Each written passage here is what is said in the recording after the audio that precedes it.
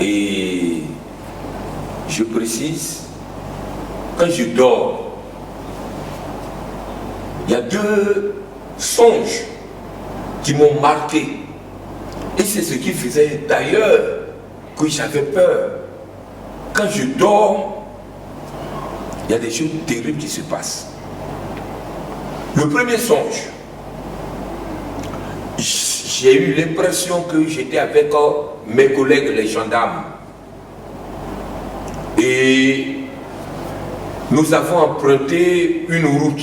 On faisait chemin ensemble. Et chemin faisant, la route va se diviser en deux. Il y a une route qui va sur la gauche et puis l'autre tout droit. Et j'ai vu tous les collègues emprunter le chemin droit. Et moi, il y a une force qui me tirait vers le chemin de gauche. Ce chemin-là était resserré, ce chemin était touffu, ce chemin, il y avait des épines et j'ai eu l'impression qu'il y avait une corde à mes reins qui me tirait vers ce chemin resserré. Je prends le chemin donc et je sors sur deux villages. Les deux villages, devant moi, nous avons l'impression, j'ai eu l'impression que c'était le village de la gauche, parce que j'étais tout juste à la limite des deux, à la frontière des deux villages. Et j'ai eu l'impression, quand on jette le regard, que le village qui est à ma gauche, c'est un cimetière. C'est un cimetière qui s'étend à perte de vue. Et à droite, c'est un village, mais je ne vois personne. Et la voix me dit, les deux villages là, fais ton choix. Voilà, je reviens là-dessus. Le village de la droite, il y a des nains. Des nains, ils sont nus. Et le village de la gauche, comme je l'ai dit, c'est un cimetière. Et les nains avaient des coris aux pieds.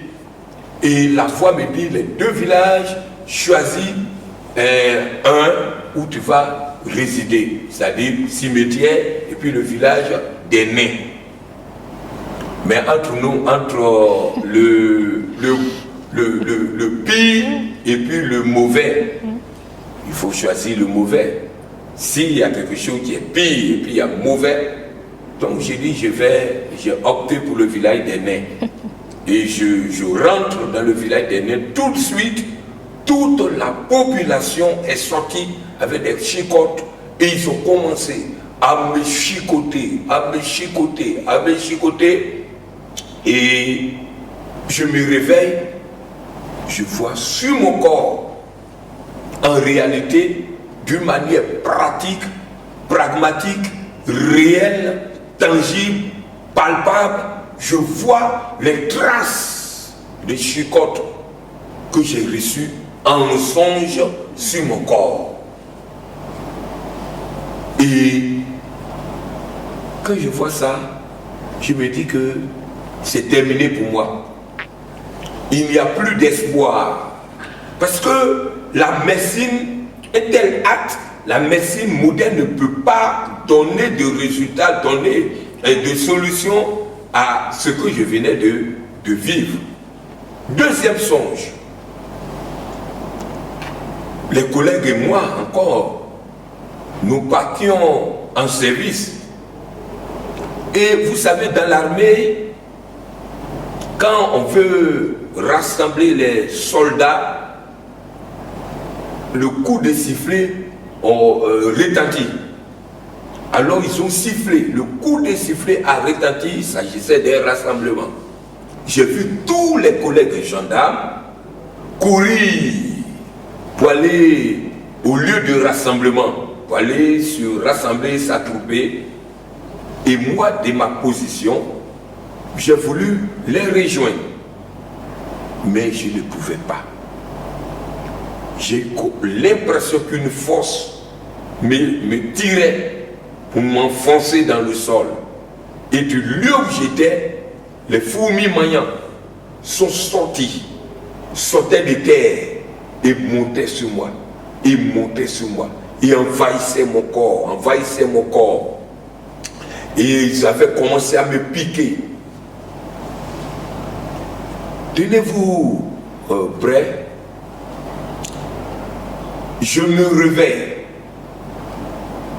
Et je vois en réalité, comme l'autre songe a été dit et expliqué, je vois sur mon corps, en réalité, en vérité, d'une manière visible, les piqûres de maniant que j'avais reçues en songe. Cela est traduit en vérité. Je voyais les caillots de sang sur mon corps. Quand j'ai vu ça, je me suis dit, c'est fini. C'est fini. Et donc j'attendais le jour de la mort. J'attendais la mort. J'avais perdu l'appétit. Je ne mangeais presque plus. Et je maigrissais. Et les gendarmes attendaient qu'on leur annonce ma mort. Je maigrissais. Et mon petit frère est venu, comme je l'ai dit, pour me présenter Jésus, Jésus qui donne la vie, Jésus qui restaure, Jésus qui vivifie. Je n'ai pas écouté. Quand il est parti, bien au contraire, j'ai fait appel à ma petite soeur qui était à Makori, Tché Aou Colette. Et avant, devant la gendarmerie à Ban, on vendait de gros moutons. Et les gens, quelqu'un est venu me dire, mais si tu achètes un mouton que tu vas donner aux esprits de tes ancêtres au village, tu vas recevoir la guérison, tu vas recouvrer la santé. Et c'est ce que j'ai écouté. J'ai appelé ma petite soeur, on a acheté un bélier, un gros bélier. Ma maman est de Didier-Vie, mon papa est de Tumodi. Et donc j'ai fait partie le bélier sur Didier-Vie.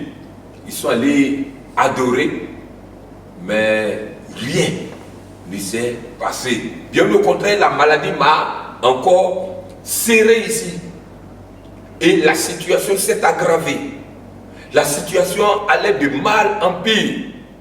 Au point où je ne pouvais plus rien faire. Je ne pouvais plus rien faire. Et dans mon désespoir,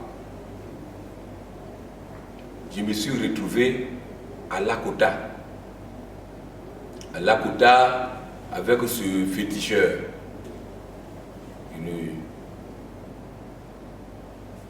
Il y a quelque chose qui m'a marqué à Lakota, dans le village de Djadolili. On est parti et les grands malades d'Abidjan, on s'est retrouvés et le féticheur ou le charlatan nous disait d'aller prendre contact avec les morts. C'est-à-dire chaque malade une tombe et tu parles aux morts. Ça c'était le premier aspect des soins. Tu parles aux morts. Tu demandes aux morts qui est dans la tombe de t'aider. Quelle abomination. Lui il est mort. Lui il est pourri. Moi au moins je vis. Mais quand on n'a pas la lumière de Dieu, c'est comme ça que les choses se passent.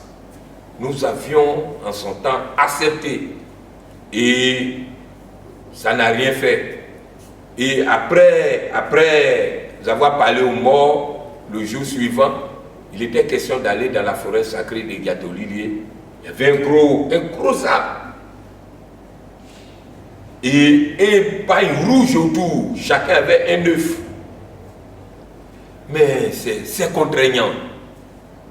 C'est difficile. On y allait. Le pied ne devrait pas cogner. Et quand on est arrivé, chacun avait un œuf. On lançait l'œuf. Chacun lançait son œuf sur l'arbre. Et l'œuf se cassait. Et puis lui, il interprétait. Je vous avoue, je prends mon œuf, je le lance, ça tape, l'œuf tape à l'arbre et l'œuf n'est d'ailleurs pas arrivé. L'œuf n'est pas arrivé. Je lance mon œuf et puis il y a une petite branche qui bloque le mien. Et le mien se casse. Mais voyez-moi, j'étais derrière le charlatan. Monsieur, qu'est-ce que ça veut dire? Il faisait son malin sur moi. Oh, un gendarme de la République de Côte d'Ivoire, de la gendarmerie nationale de Côte d'Ivoire. Mais parce que je n'avais pas la lumière, j'étais derrière lui. Et ce charlatan, il faisait son malin. Je lui demandais, mais monsieur, pour moi, mon œuf n'est pas arrivé à destination. Qu'est-ce que ça veut dire? Il dit, mais tu attends, je vais t'expliquer. Tu attends, je vais t'expliquer. J'étais derrière lui, il m'a joué jusqu'à... Il m'a rien dit de bon. Et on est revenu sur Abidjan. En revenant sur Abidjan, on m'a donné un sac de médicaments. Je suis revenu. J'ai tout essayé. La situation se dégradait de jour en jour. À telle enseigne qu'à un moment, je ne pouvais plus. J'ai commencé à demander la mort. Et le capitaine qui commandait l'escadron, le capitaine est venu me rendre visite. Il a appris qu'il y a un de ces éléments qui était mourant, qui était sur le point de mourir, et le capitaine, il est chrétien. Il est d'ailleurs des assemblées de Dieu, il était des assemblées de Dieu de Yopougon, Trois-Rouges. Et il est venu, il s'est rendu à la maison avec son adjoint. Quand il m'avait dit, mais tiens, il a dit à son adjoint, le petit, il est presque mort. Si nous ne faisons rien pour lui, d'ici demain ou après-demain, il va mourir. Est-ce que tu peux enfin accepter qu'on prie pour toi?